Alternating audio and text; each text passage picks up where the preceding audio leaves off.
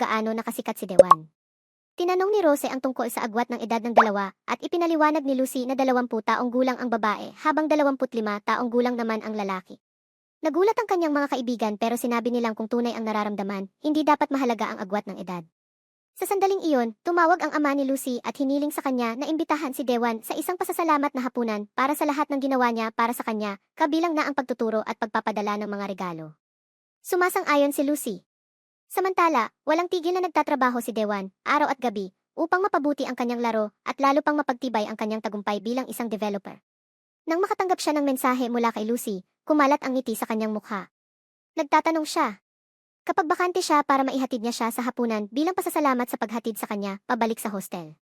Tinawagan siya ni Dewan at sinabing hindi siya makakarating ngayong linggo, pero iminungkahi niyang magkita na lang sa susunod na linggo. Sumasang-ayon si Lucy. Kinabukasan, papunta sa klase sina Lucy at ang kanyang mga kaibigan nang biglang lumapit sa kanya si Ming.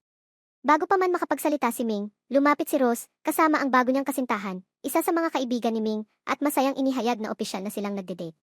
Binabati sila ng lahat, at nang tanungin nila si Ming kung bakit siya naparoon, ipinaliwanag niya na may sobra siyang tiket sa scene at gusto niyang anyayahan si Lucy na sumama sa kanya sa susunod na linggo. Nag-aatubili si Lucy at sinabing hindi niya kaya dahil may plano na siya kay Dewan. Humihingi siya ng paumanhin na nagpapalungkot kay Ming. Tahimik na nanonood si Shin, nakikiramay din sa kanya. Hinihikayat ng lahat si Lucy na sumama na lang kay Ming kaya sinabi niyang susubukan niyang ayusin ang kanyang schedule. Samantala, nakatanggap muli si Dewa ng isa pang pakete mula sa batang babae na patuloy siyang binubulabog at inilagay ito sa isang sulok kasama ang lahat ng iba pang hindi pa nabubuksan na mga pakete na ipinadala niya. Nag-message siya sa kanya, sinasabing tigilan na ang pagpapadala ng regalo dahil hindi niya bubuksan ang mga ito.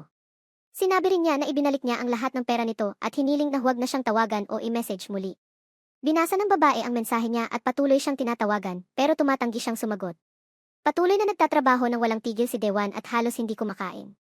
Isa sa kanyang mga kaibigan ang nagdala sa kanya ng pagkain habang may pulong at sa wakas ay kumain na siya, ngunit pagkatapos ay nagkaroon siya ng mataas na lagnat.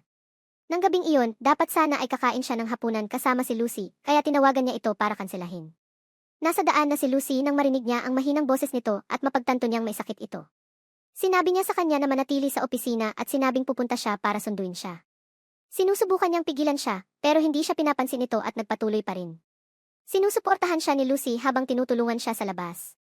Nangangaral siya ng biro, "Hoy, batang maliit, saan mo dadalhin ang matandang lalaking ito?" Naiinis si Lucy pero nananatiling nakatuon sa paghahanap ng taksi dahil nag-aalala siya sa kanya.